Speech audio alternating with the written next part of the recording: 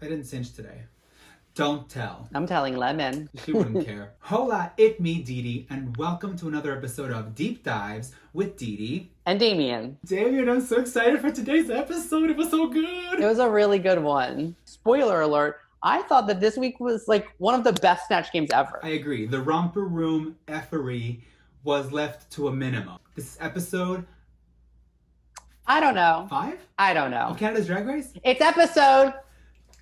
Can we talk about the judging last week for a second? Because Twitter was aflame. So... They do not like Jeffery. Well, the funny thing about Jeffery is that everything Jeffery says is kind of a song. And it's annoying. Not only is it annoying, but it also is like condescending to the girls. Like, it's not sincere, and I think that is the problem. All right, it's a new day in the workroom. It's the top 8. Tensions are high. Alona was like, I had a really hard day. Priyanka's like, don't play the victim card. They called her out for being disrespectful, for wanting to quit. We just came out of a season of All Stars where there were lots of quitters. So what do you think about someone who quits Drag Race? I mean, I've never been there, and it seems like it really is a pressure cooker. You haven't? You have no, I lied that time. It seems like such a pressure cooker that I understand that people are like, I just gotta leave, or like, I'm not up to snuff. From a viewer's perspective, it's super anticlimactic. I'm talking to you, Ben de la Creme, Angina, Mayhem Miller, and... Adore Alona was the saddest one. That was real sad. Ooh! She already had hers. This is a very Celine heavy message. Was the prompt Celine Dion from the last 5 years? I have some tea on that, so stay tuned. Squeak, the door opens, mama's homo. It's Brooklyn Heights in the workroom. I love when Brooklyn enters the workroom because it is always full of positive energy. The mini challenge is, the library is open. It's the reading challenge. I thought it was a really good reading challenge. Lemon was great. I thought Priyanka had like a couple of good zingers. Yes. And Rita had a couple good zingers. Priyanka's joke to Scarlett Bobo, your face is like your position in this competition. Filler. Who asked to put a coaster on Lemon? Boa says, would you hold my drink? I love putting like things on a coaster. It was funny. I mean, I didn't do a good job of saying it, but it was funny. I will say, Lemon was the best reader, hands down. She did end up winning, but my favorite part of this, I don't know whether this is becoming a Brooklyn Heights stan account, but the best part for me of the reading challenge was that Brooklyn was enjoying it. She was making jokes back to the girls. She was like laughing really hard. It's time for the announcement of the main challenge, which, as we said before, is Snatch Game. So many people often choose people that are like not funny, and you're like, have you ever seen this show? I'm thinking of like Gia Gunn every time she's done Snatch Game. Pheromone when she like chose Gigi Gorgeous, and Gigi Gorgeous, which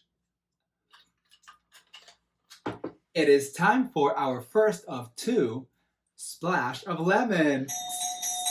She had prepared Gigi Gorgeous, who Pheromone had done, and also she auditioned with Kourtney Kardashian, which is the reason why I am wearing this Kim Kardashian look, because Lemon is my sister. Get it? good one. Thanks. The reason she changed her mind was because the judges had said, and the girls had said, that she was coasting, and JoJo was going to be a more like energetic, standout character than if she had done Gigi Gorgeous, who is someone she can do really well, but it's very similar to her actual personality. Further splash, the hat that Boa is wearing in her Snatch Game is, I recognized it the second I saw it, is a white hat with a lemon on it, which is Lemon's hat. And Lemon was wearing a denim vest that is actually Alona's. I love when they share. It's how Roxy Andrews did well in All Stars. And that was a splash of lemon. Insert sound effect of my doorbell. Yes, the sound effect that I used for Splash of Lemon is Damian's doorbell, because we were recording once and he got delivery twice in one episode. I forgot what it was. So anyway, Jeffery comes in and kind of coaches the girls. I have nothing good to say about this moment. Should we move on? Yeah, absolutely. He just sings the entire scene through. Well, you have been in the bottom this whole time, so good luck. Make me laugh. Make me laugh. Kiara, who's this? Mariah Carey, I live. So it's like, oh my gosh, shut the fuck up. Why am I like drinking on screen so much? And there's the. You're like a housewife who thinks they're done, their bite's not being captured. Hell to the no, to the no, no, no. Time for Snatch Game. The guests of the Snatch Game are two Scottish interior designers. I just don't know why they didn't get comedians. Like, I thought they seemed really excited and positive, and like they were like giving the girls good energy probably in the room. I just remember when like Ross Matthews was a guest on Snatch Game. Like, that's the reason he became a judge, because he was so funny. And that really elevates the girls. Yeah. So let's go through every person. Boa is Gypsy Rose. I was disappointed in Boa. I think she's really funny, but I think the last couple of weeks she's been not great, and I think they've been saving her. Her friggin' headphones were falling out her nose. But also, like, I thought that could have been funny if she, like, acknowledged it or made it a joke. Maybe she did acknowledge it and it was edited out. Jimbo as Joan Rivers was, like, perfection. I was just trying to remember a little bit. Like, did Joan Rivers, like, call women, like, was she just like, shut up, you fat bitch? To me, they're just, like, lowest common denominator and, like, not that clever. How, like, the cocaine usage? Yeah, that was weird. And the like ashes of her husband as a joke. Like, Jojo Siwa, I thought was the star of Snatch Game. To me, her energy, and again, I'm sorry, she's my pal, but she had a good personality. She engaged with others. She minded her business, kept in character always, and also was doing actual literal jokes. I thought Lemon as Jojo was great. I thought that bald cap was gross. Next, Priyanka as Miss Cleo. I just don't remember her. I feel like she wasn't terrible, but I also feel like they just didn't show us a lot of her and Boa. She answered like 1.5 questions. It was like when Ginger Minj was Tammy Faye Baker and they showed her for like a second. Next, Rita Baga as Edith Piaf. And she was like, my joke is, I'm dying, I'm tired, and I do drugs. For me, it's an Hasta Luego. There were no jokes. I thought it was good. It was a beautiful character study, but it was not a great Snatch Game character. Okay, RuPaul and fucking Blair St. Clair about Ellen. I'm going to sing a song for you. To me, the hunch itself was funny. No. Bring my coffin. Where are the jerks? She was doing a thing that was, I think, inherently funny, like the body and like the performance of it. Not like hilarious, but I thought it was good. Next to her was Scarlett Bobo as Liza Minnelli, and I thought she had more jokes. Less good of an impression, but she at least felt like more engaged in comedy tonight. There was a lot of like drug use jokery on the Snatch Game, which is not for me. Mm-hmm. Making jokes about like, it's funny because I'm popping pills, to me is not funny.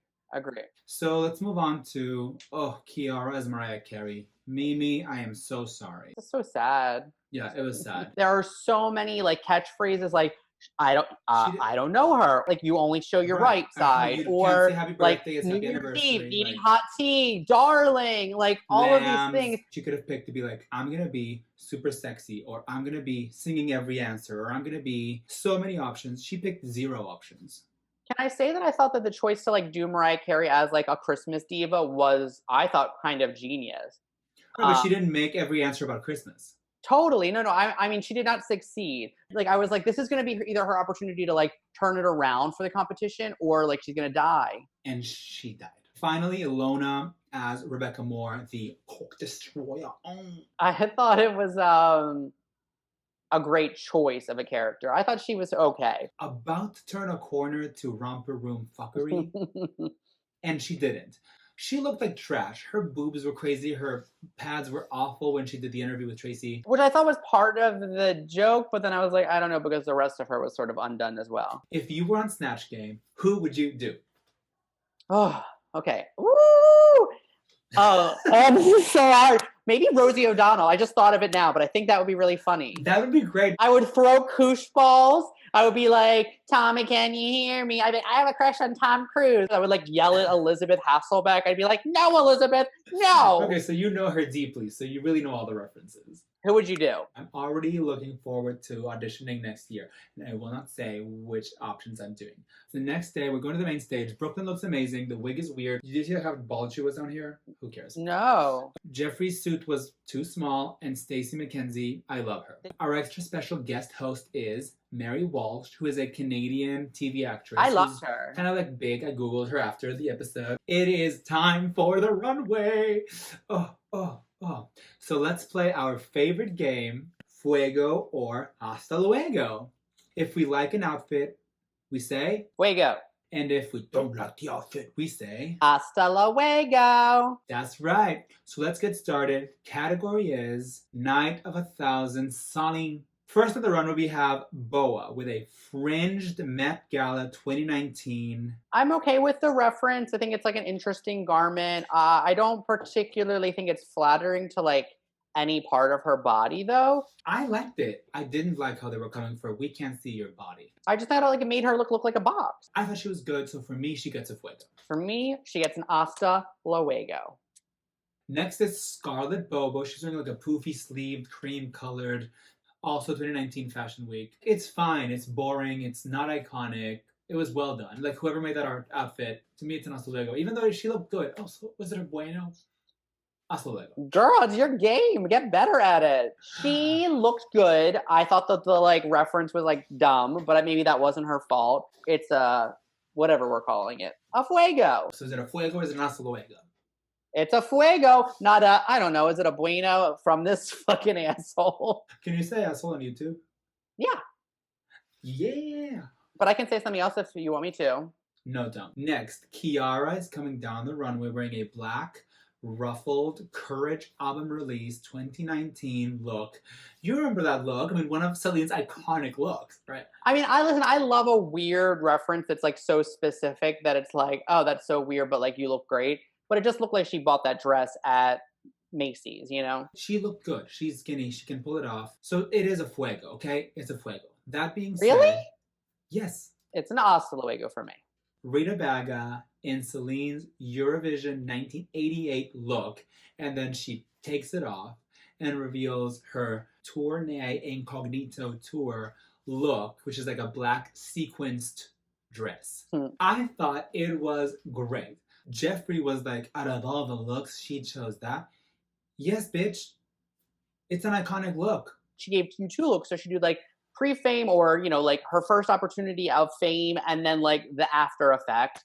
And so it told a story. And I think that's my issue, and it sounds like your issue also, was that like so many people did like Celine since she like hired Law Roach as her stylist in like the last 5 years. Which it was Night of 1,000 Moments La Roche styled Celine Dion. But she has a whole career prior to that. And like, I don't care if they're all high fashion looks. I want them to be representative of like who she is as an icon. And so for that alone, Rita Baga gets a fuego. Rita Baga chips fuego. This conversation then brings us to the next person on the list, which is Jimbo, who also decided to wear a 2019 paparazzi shot of her just like wearing an outfit on the street. What did you think of this look? Right, as I said last week, what do you see and how does it make me feel? It didn't look like quite precisely like what Celine was wearing, and he couldn't walk the runway in those shoes. So it was an hasta luego. It's a fuego for me. She looks good. Her makeup is not good though. Is she gonna get that note? For me, no. Lemon, who's doing this like Heart of the Ocean Oscars 1998 dress. She was truly the realness. She had Celine Dion's body and Celine Dion's dress and the Heart of the Ocean and the awful hair. I just think this is the incorrect opinion. Like, it has to be an interpretation that's like for this drag queen to wear that look. I mean, I guess it looked enough like the dress, but like it was not flattering. Great reference, iconic reference, but like the look was just kind of basic. So for me, sorry, Lemon, it's an hasta luego. I was into it. Fuego. Now, speaking of lemon, I have a second splash of lemon. If you're watching this on Instagram, go to the YouTube video for the first splash of lemon. This Celine Dion look was Lemon's fourth option. You can't do like whatever look you want of Celine's if there isn't a photo that you can buy like on Getty Images or whatever. So a lot of girls had to choose looks that were allowable by like copyright, which I think is the reason why a lot of girls were wearing like streetwear looks from 2019. It's like some people went on Getty Images and they stopped at page 3. Yeah, that totally makes sense. It's very illuminating. Illuminati. Also, her drag mother, Jasmine Rice La Beja, made that Celine Dion dress. So I wonder how she feels about her being red for her body when Jasmine is known for her curves. Oh, and that's a splash of lemon. Next is Alona with Celine Dion in a 2017 fashion collection. It just was not. Listen, I'm not gonna do a big. Just hasta luego.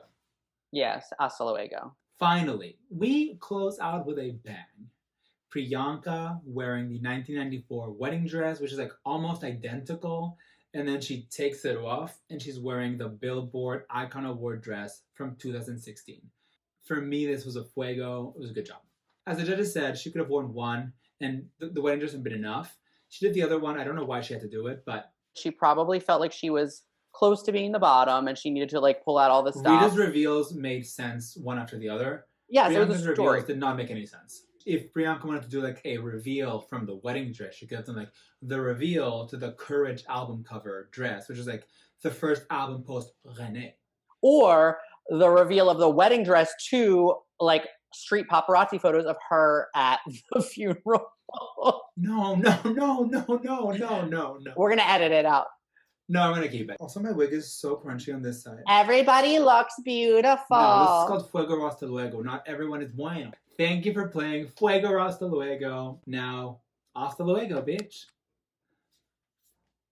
So, the winner of the challenge is Jimbo. Bottom two end up being Priyanka and Kiara, which I agree completely. I feel like it's worth saying because I feel like I have to be true to myself. I feel like weird about like this boop, boop, boop, boop, boop now of like all of these queens of color being in the bottom. If the people who are in the bottom consecutively week after week are the queens of color, asking yourself like, what is happening? Like, or do we have bias in the way that we are looking at their looks? Are the challenges we are choosing on this show, like, are they cater to a specific type of drag queen? And that's is our judgment biased in some way because of our expectations? It's weird to me that the show wasn't checking any of these sort of like optics. I mean, I keep saying how like the hand of the edit is like obvious sometimes, and that's not good.